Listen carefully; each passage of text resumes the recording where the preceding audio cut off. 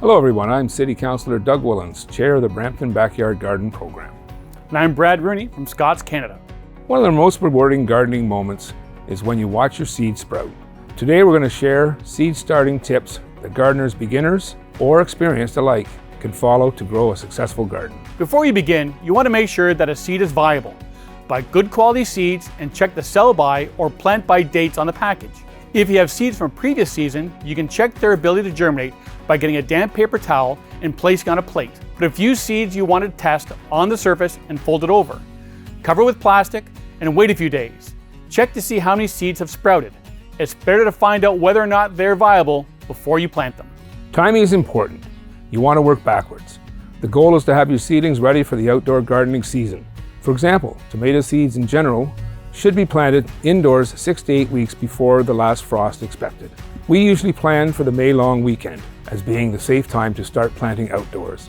Many seed packages provide instructions on when to start planting your seeds and whether they are best to grow indoors or direct sow, meaning they can be directly sown into your garden.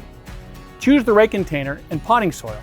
This will help prevent rotting and molding on the plants. Containers should be 5 to 8 centimeters deep and have drainage holes.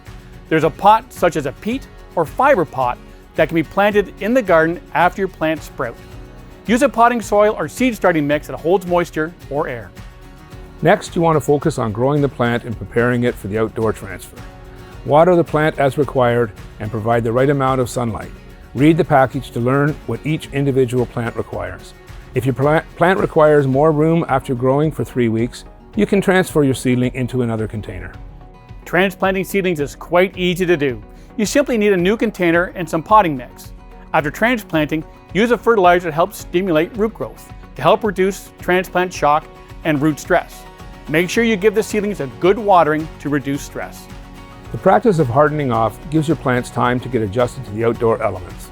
Plants that have not been introduced gently to direct sunlight may show rapid and dramatic signs of shock. Sudden transplant shock can even kill many types of seedlings. To do so, slowly introduce your plants to sunlight over the course of several days to 1 week.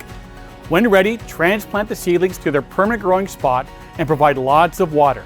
Again, using a transplanting fertilizer is a good way to prevent shock and root stress. And there you have it. Soon you will be reaping the rewards and enjoying fresh food directly from your garden.